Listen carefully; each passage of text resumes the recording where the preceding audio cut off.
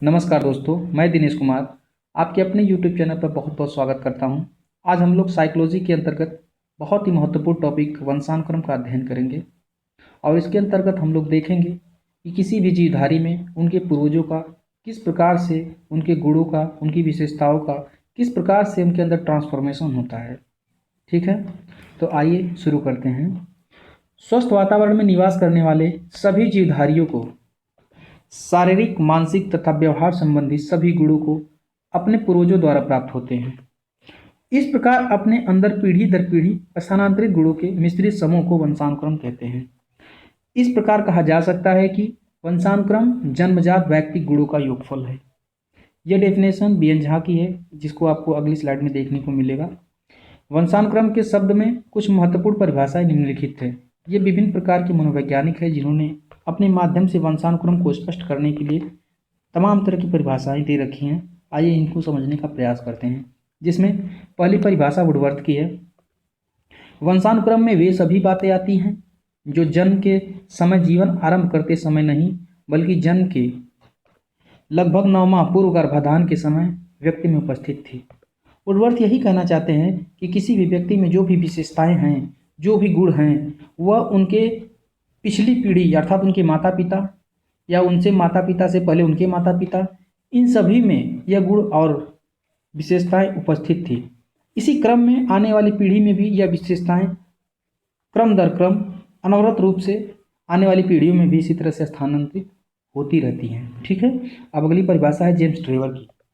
शारीरिक तथा मानसिक विशेषताओं तथा माता पिता से संतान में हस्तांतरित होना वंशानुक्रम कहलाता है। और अगली परिभाषा है पीटरसन के अनुसार, व्यक्ति अपने माता पिता के माध्यम से पूर्वजों की जो विशेषताएं प्राप्त करता है उसे वंशानुक्रम कहते हैं। और अगली परिभाषा है डगलस तथा हॉलैंड के अनुसार, किसी व्यक्ति के वंशानुक्रम में वे सभी संरचनाएं, शारीरिक विशेषताएं, क्रियाएं अथवा क्षमताएं सम्मिलित होती हैं जिन्हें वह अपने माता पिता तथा अन्य पूर्वजों अथवा प्रजाति से ग्रहण करता है। ठीक है, और आगे देखते हैं अगली स्लाइड में। और भी मनोवैज्ञानिकों ने विभिन्न तरह से वंशानुक्रम को स्पष्ट करने का प्रयास किया है। थॉमसन के अनुसार वंशानुक्रम क्रमबद्ध पीढ़ियों के बीच उत्पत्ति संबंधी संबंध के लिए सुविधाजनक शब्द है। और देखिए, ये परिभाषा जो मैं पिछली स्लाइड में आपको बताया हूँ, बी एन झा की है। वंशानुक्रम व्यक्ति की जन्मजात विशेषताओं का पूर्ण योग है। ये बहुत ही इम्पोर्टेंट डेफिनेशन है जो हर एग्जाम में पूछी जाती है।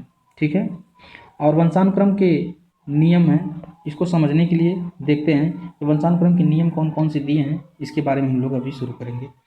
वंशानुक्रम की रस्मता को समझना, लोगों को उसके बारे में जानकारी उपलब्ध कराना एवं पिता से पुत्र में गुणों का हस्तांतरण होना एक रोचक एवं शोध का विषय रहा, जिसमें अनेक मनोवैज्ञानिक एवं जीव वैज्ञानिकों ने अध्ययन का कार्य प्रारंभ किया, जिसके लिए अनेक जीव वैज्ञानिकों ने अनेक प्रयोग किए। प्रयोग से प्राप्त परिणामों के आधार पर वंशानुक्रम के कुछ सामान्य नियमों का प्रतिपादन किया। ठीक, ये नियम इस बात की जानकारी उपलब्ध कराते हैं कि वंशानुक्रम किस प्रकार क्रियाशील रहता है। ठीक है, और वंशानुक्रम के कुछ प्रमुख नियम जो हैं उन्होंने दे रखे हैं। ठीक है, ये देखिए समानता का नियम। समानता का नियम, जैसा कि इसके नाम से स्पष्ट होता है कि जैसे माता पिता होते हैं वैसे ही उनकी संतानें होती हैं। यह नियम सोरेनसन ने दिया है। ठीक है, जैसे बुद्धिमान माता पिता की संतानें बुद्धिमान होती हैं, मूर्ख माता पिता की संतानें मूर्ख होती हैं। लेकिन यह नियम पूर्णतः सिद्ध नहीं होता है, कभी कभी इसमें कुछ अपवाद भी देखने को मिलते हैं, इसलिए इस नियम को नकार दिया गया। लेकिन यह पूछा भी जाता है कि समानता के नियम किसके द्वारा दिया गया है, तो सोरेनसन के अनुसार। इसको आप लोग नोट डाउन कर लीजिएगा। आइए देखते हैं ये विभिन्नता का नियम। विभिन्नता का नियम समानता के नियम का पूरक होता है।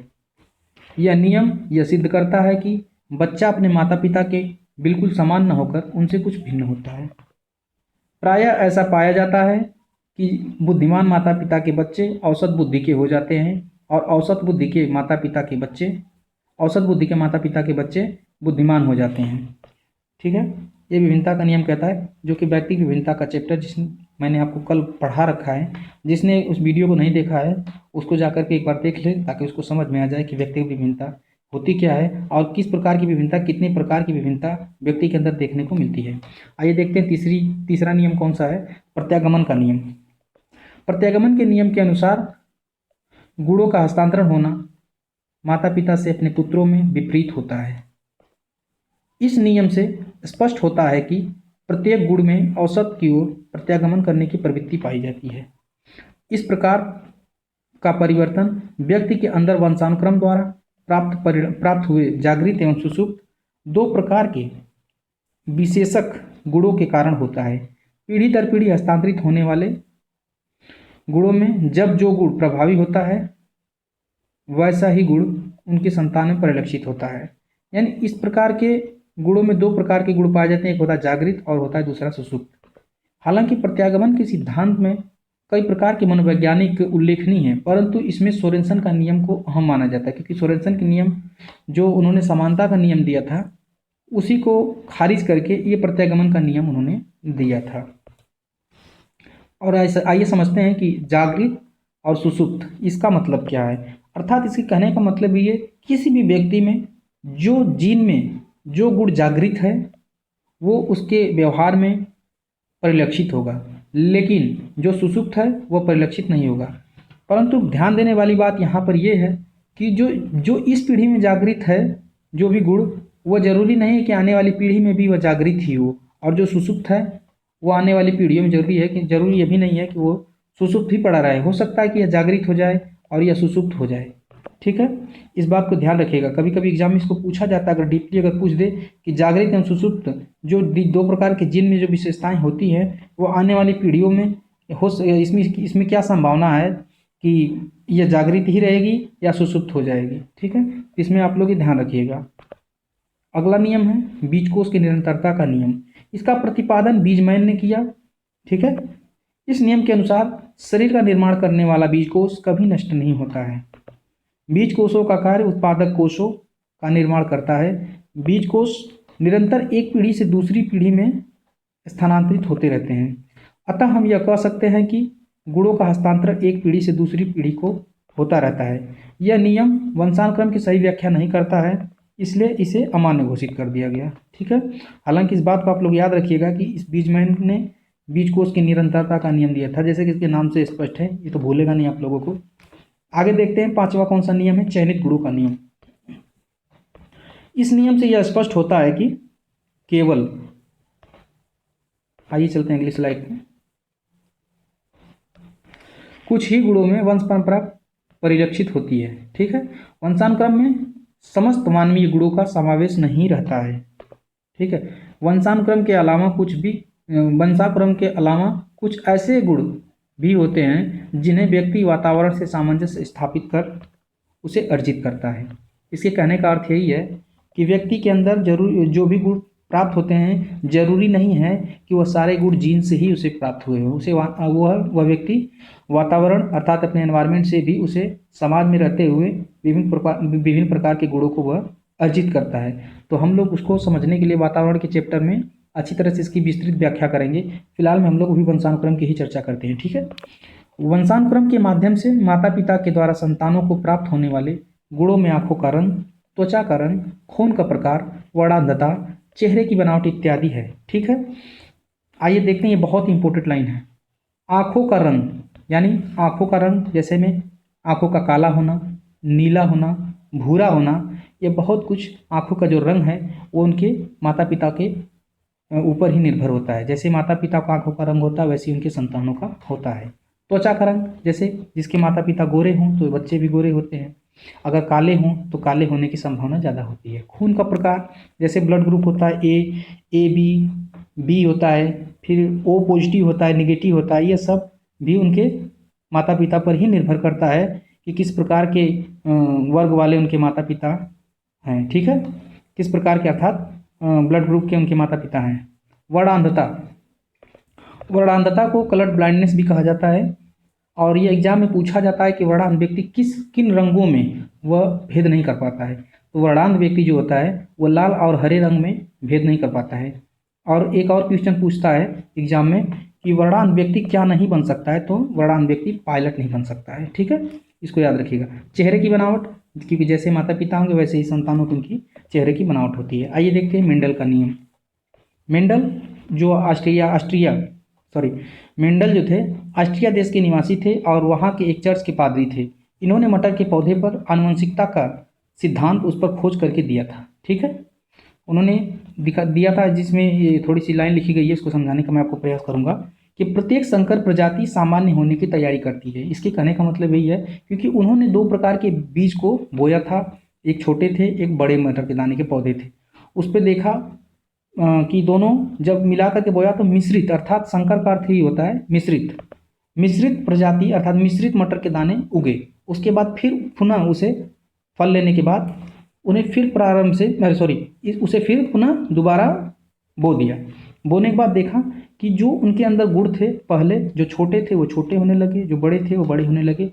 फिर से अपने पुराने गुण को उन्होंने अडॉप्ट करना शुरू कर दिया। तो इस आधार पर उन्होंने कहा कि प्रत्येक संकर प्रजाति सामान्य होने की तैयारी करती है। इस नियम को सर्वमान्य माना जाता है, क्योंकि यह नियम आज भी सर्वमान्य है। ठीक है, इसलिए इसे आनुवंशिकता का पिता भी कहा जाता है, ग्रेगर जॉन मेंडल को। ठीक है, आइए समझते हैं वंशानुक्रम की प्रक्रिया क्या है। मानव एवं सभी जीवधारियों के शरीर का निर्माण कोशिकाओं के समूह के संगठन से होता है। सभी कोशिकाओं के अंदर केंद्रक पाया जाता है। यह केंद्रक कोशारस से घिरे होते हैं और इसी केंद्रक में गुणसूत्र पाए जाते हैं। इन्हीं गुणसूत्रों में जीन्स पाए जाते हैं। यही जीन ही आनुवंशिक लक्षणों को एक पीढ़ी से दूसरी पीढ़ी को हस्तांतरित करते हैं। ठीक है, यानी कहने का अर्थ यही है कि व्यक्ति के अंदर उसके डीएनए में तमाम तरह के गुणसूत्र होते हैं। ठीक है, उसी गुणसूत्र में तमाम तरह के उसके अंदर गुण पाए जाते हैं, जिसे हम लोग अपने आंखों से इस तरह से नहीं देख सकते, ना ही भी किसी भी यंत्र की सहायता से हम लोग देख सकते हैं उसे। ठीक है, हर व्यक्ति में 46 गुणसूत्र होते हैं, ये आप सभी लोग जानते होंगे। ठीक है, लेकिन यह देखिए यहाँ पे कि डायग्राम के माध्यम से यहाँ समझाने का प्रयास किया गया है कि किस तरह से किसी भी व्यक्ति का या किसी भी संतान का निर्माण कैसे होता है। ठीक है, माता का ओवम और पिता का स्पर्म दोनों के मिलने से जाइगोट का निर्माण होता है। ठीक है, और यह बात ध्यान रखना कि 22 जो गुणसूत्र होते हैं यक्स ये दोनों में ही सेम होते हैं। ठीक है, 23वां जोड़ा जो होता है पुरुष में वह XY होता है और माता में XX होता है, यानी इसका 23 जोड़ा टोटल XS ही होता है, लेकिन इसका 23वां जोड़ा है जो वो XY होता है। इसी से जब यक्स और यक्स से मिलता है तो लड़की पैदा होती है, और XY से जब मिलता है तो लड़का पैदा होता है। एग्जाम में यह पूछा जाएगा आप लोगों से कि भ्रूण के अंदर लिंग का निर्धारण किसके आधार पर होता है, तो उसका आंसर होगा पिता, क्योंकि पिता के जो एक नर होता है उसी के अंदर X और Y दोनों गुणसूत्र प्राप्त होते हैं, जिसके कारण उनके संतान का निर्धारण होता है। ठीक है, आइए चलते हैं अगली स्लाइड पे देखते हैं। और बालक के विकास पर वंशानुक्रम का कौन कौन सा प्रभाव होता है, ठीक है, उसको समझने के लिए यहाँ पे तमाम तरह की विशेषताएं दे रखी है, उसको समझते हैं। शारीरिक बनावट पर, ठीक है, शारीरिक लक्षणों का हस्तांतरण भी जीन्स के कारण होता है। ठीक, हमारे पूर्वजों का आकार प्रकार, लंबा छोटा, काला गोरा होना, आंखों की पुतलियों का काला होना या नीला होना इस ओर इंगित करता है कि आने वाले संतानों में ये गुण परिलक्षित हो सकते हैं, जो कि मैं आपको पिछली इस स्लाइड में आपको मैं बता दिया हूँ कि जैसे उनके माता पिता लंबे होंगे संतान भी उनकी संभावना होती है कि लंबे होंगे, छोटे होंगे तो छोटे होंगे, काला होंगे तो काला होंगे, गोरे होंगे तो गोरे होने की संभावना है। आंखों की पुतलियों का रंग जैसे कि भूरा होना, काला होना, नीला होना, यह सब कुछ डिपेंड होता है उनके माता पिता पर। ठीक है, स्वभाव पर वंशानुक्रम का प्रभाव, ठीक है, जिस प्रकार माता पिता का स्वभाव होता है ठीक उसी प्रकार का स्वभाव संतानों में भी वंशानुक्रम के प्रभाव के कारण पाया जाता है। जैसे यदि जैसे किसी के पिता हठी एवं क्रोधी होते हैं तो उसकी संतान भी उसी स्वभाव की हो सकती हैं। ठीक है, लेकिन इसमें बहुत बड़ा रोल एनवायरनमेंट का होता है। हम लोग बार मैं उसकी चर्चा कर रहा हूँ, उसको हम लोग वातावरण वाले चैप्टर में देखेंगे। ठीक है, चरित्र पर प्रभाव मनोवैज्ञानिक अनेक प्रकार के प्रयोग एवं परीक्षण के आधार पर यह निष्कर्ष निकाले कि चरित्रहीन माता पिता की संतानें चरित्रहीन होती हैं। इस पर जो फ्रांसिस गाल्टन थे उन्होंने कई परिवारों का अध्ययन किया, देखा कि चरित्रहीन माता पिता की संतानें अक्सर चरित्रहीन ही होती हैं और चरित्रवान माता पिता या जो अच्छे व्यवहार के और अच्छे चरित्र के जो लोग थे, उनके जो संतानें थी, उनकी काफ़ी हद तक बहुत ही अच्छे थी। ठीक है, इसके आधार पर उन्होंने इस नियम को दिया था कि चरित्र पर, वंशानुक्रम पर या बुद्धि पर, स्वभाव पर, शारीरिक बनावट पर किस प्रकार से उनके अंदर प्रभाव होता है, उस सब को बताने के लिए उन्होंने प्रयास किया था। आइए देखते हैं बुद्धि पर प्रभाव। ठीक है, बुद्धि पर प्रभाव। अनेक प्रयोग के आधार पर मनोवैज्ञानिकों ने यह पाया कि मंद बुद्धि माता पिता की संतान भी मंद बुद्धि होती हैं तथा तीव्र बुद्धि वाले माता पिता की संतान तीव्र बुद्धि होती हैं। ठीक है, गाल्टन ने करीब 927 लोगों का अध्ययन किया था, सामान्य लोगों का, और 927 जो हैं उच्च वर्ग का, जो पढ़े लिखे थे, आर्थिक स्थिति रूप से बहुत मजबूत थे, उनका देखा प्रयोग करके। तो उसमें यह निर्णय दिया, अपना निष्कर्ष निकाला कि जो लोग अच्छे घराने से थे, अच्छे मतलब संपन्न परिवार से थे, उनकी बुद्धि लब्धि काफ़ी अच्छी थी। उनके परिवार में लोग, कोई डॉक्टर था, कोई वकील था, कोई इंजीनियर था, यानी अच्छे पद पर थे। ठीक है, और समाज में बहुत ही सम्मानीय पद पर थे। और दूसरी तरफ उन्होंने यह देखा, जो एक 927 सामान्य वर्ग से जो थे, उनमें बहुत ही इक्का दुक्का या 2-4 लोग केवल अच्छे पदों पर आसीन थे, बाकी सभी लोग वही, कोई मेहनत मजदूरी करने वाला, कोई किसान था या कृषि कार्य करता था। इस तरह के मतलब उसने विभिन्नता बुद्धि के आधार पर देखी। तो आज हम लोग वंशानुक्रम के अंतर्गत